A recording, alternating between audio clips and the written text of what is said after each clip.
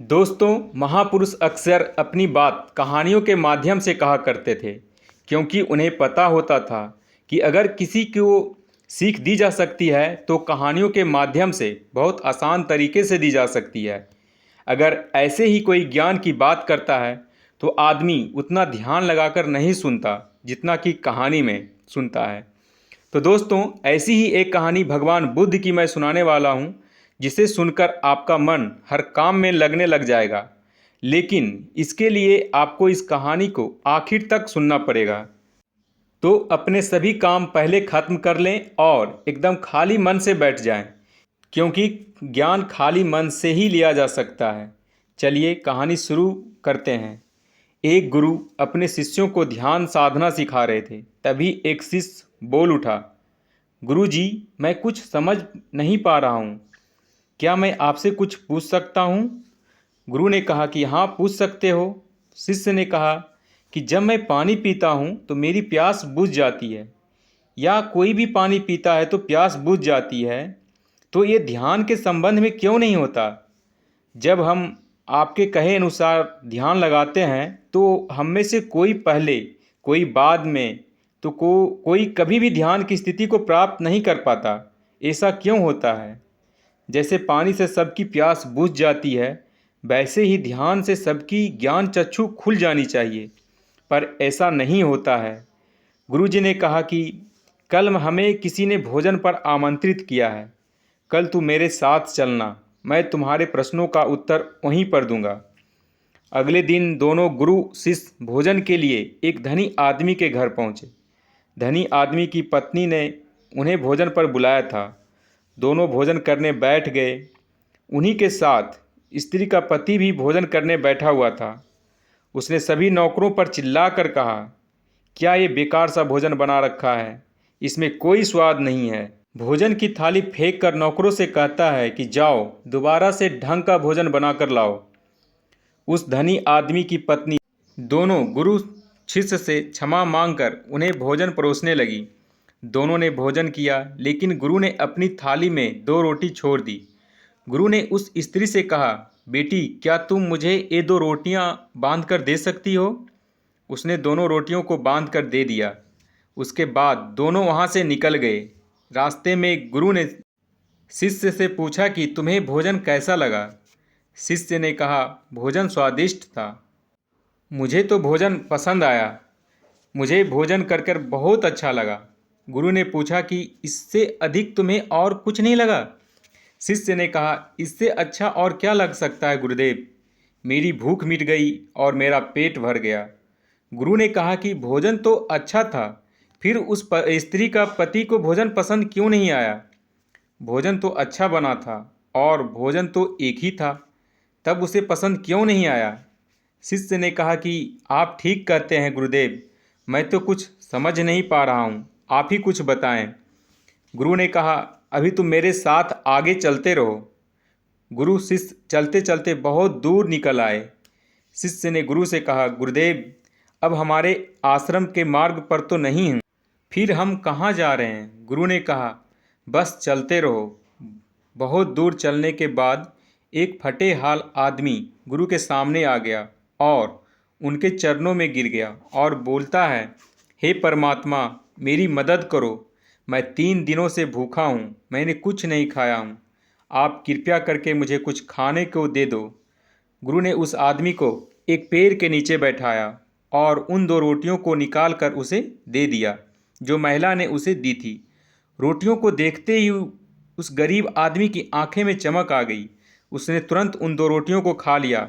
खाते समय उस आदमी की आंखों से आंसू निकल आए। वे रो रहा था और खाता जा रहा था और हाथ से इशारे कर रहा था, जैसे वो किसी अदृश्य शक्ति को कह रहा हो कि तेरा धन्यवाद इस रोटी के लिए। खाने के बाद उसने गुरु को प्रणाम किया और धन्यवाद कहा। गुरु ने उस आदमी से पूछा कि भोजन का स्वाद कैसा था?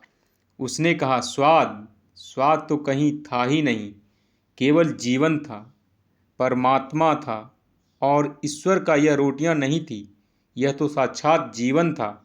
एक कहकर वह आदमी वहां से चल गया। गुरु ने शिष्य से कहा, देखो, भोजन वही था, लेकिन एक आदमी को उसमें स्वाद ही नहीं आया। तुम्हें इसमें स्वाद आया और तुम्हें यह भोजन पसंद आया, लेकिन वही इस आदमी को इस भोजन में स्वाद नहीं आया, बल्कि वो इसमें ईश्वर, परमेश्वर और जीवन को देख लेता है। इससे पता चलता है कि आदमी और भोजन की तृप्ति में अंतर है। पहले आदमी को इसमें कोई तृप्ति नहीं होती, तुम्हें थोड़ी तृप्ति होती है, और इस आदमी को आनंद तृप्ति होती है। ऐसा ही ध्यान के संबंध में होता है। जिसको जितनी ज़्यादा प्यास होती है वह उतनी ही जल्दी मार्ग बना लेता है। उस शिष्य की जिज्ञासा का समाधान हो गया था, उसके प्रश्नों का उत्तर उसे मिल गया, लेकिन हमें हमारे प्रश्नों का उत्तर नहीं मिला। प्रश्न था कि मन क्यों नहीं लगता? जो लग जाए वो मन नहीं है। मन का स्वभाव ही है भागना। जब हमारे पास कोई चीज़ अत्यधिक होती है तब मन उससे भागने लगता है।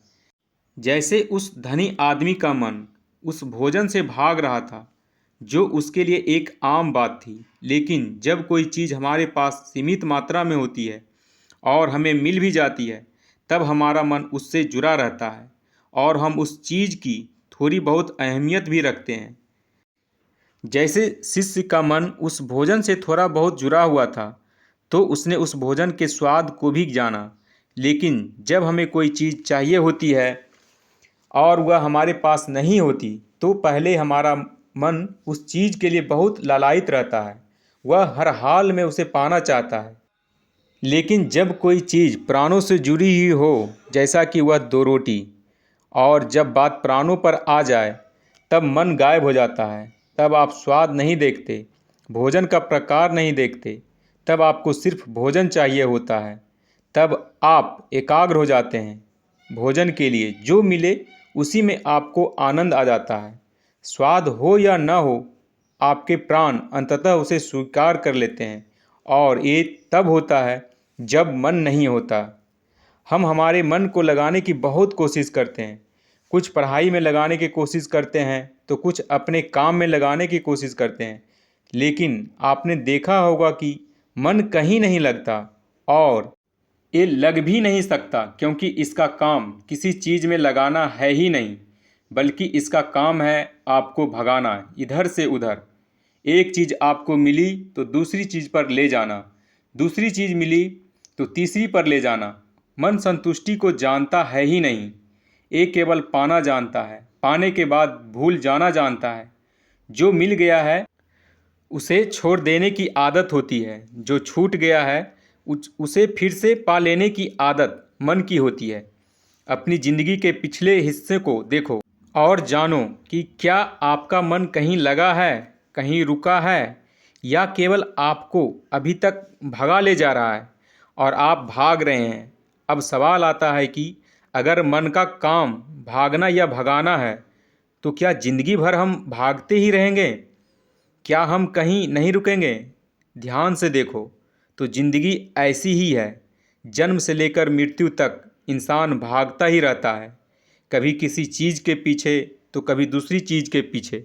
लेकिन फिर भी कुछ इंसान अपवाद हो जाते हैं और वह ठहर जाते हैं, भागना बंद कर देते हैं। तब चीज़ें उनके पीछे भागने लगती है, वो किसी चीज़ के पीछे नहीं भागते। इसका सबसे बड़ा उदाहरण है महात्मा बुद्ध।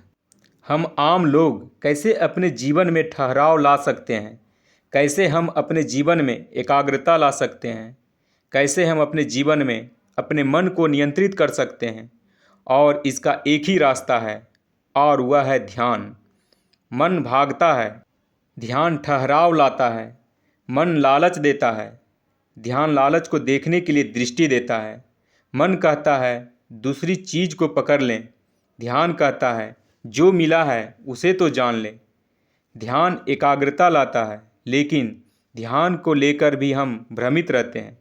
ध्यान का मतलब है आंखें बंद करके बैठ जाने को ही मान लेते हैं। एक छोटी बच्ची बहुत अच्छी बांसुरी बजाती है, और जब बांसुरी बजाती है तब उसके सुर में वो खो जाती है। तब उसका मन गायब हो जाता है, उसके प्राण केवल उस बांसुरी की धुन में रम जाती है, और वही उसका ध्यान बन जाता है। लेकिन ऐसा इसलिए होता है क्योंकि इस लड़की को उस बांसुरी में रस आता है, आनंद आता है। यह उसकी प्रकृति है। वो वही कर रही है जो वह कर सकती है, जिसमें उसको आनंद आता है। एक अध्यापक है जो अपने छात्रों को पढ़ाता है तो उसमें खो जाता है। वह अपने प्राणों से उस पढ़ाने का आनंद लेता है, उसमें उसकी रुचि है। यही उसकी प्रकृति है। जब वह पढ़ा रहा होता है तब उसके मन में कोई हलचल नहीं होती। न तो वह भूतकाल की सोचता है, न भविष्यकाल की। वो केवल वर्तमान के क्षण में रहता है और यही उसका ध्यान होता है।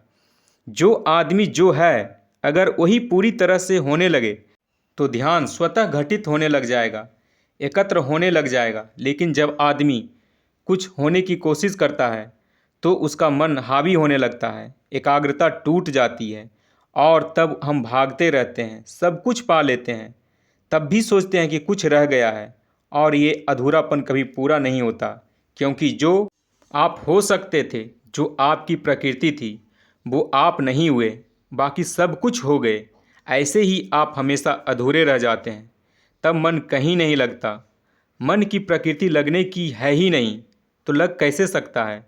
जो लगता है वो एकाग्रता है, वो ध्यान है। और जहाँ आपको एकाग्रता मिल जाए, समझ लेना वहीं आपके लिए बना है, जिस पर चलकर आप संपूर्ण हो सकते हैं। तो दोस्तों, कैसी लगी आपको एक कहानी, कमेंट सेक्शन में ज़रूर बताएं। और हाँ, अगर अच्छी लगी तो इस वीडियो को लाइक कर दें। और ऐसे ही ज्ञानवर्धक कहानियाँ और बातें सुनने के लिए हमारे चैनल को अभी सब्सक्राइब कर लें। तब तक के लिए आप जहाँ भी रहिए खुश रहिए और खुशियाँ बांटते रहिए। आपका बहुमूल्य समय देने के लिए धन्यवाद।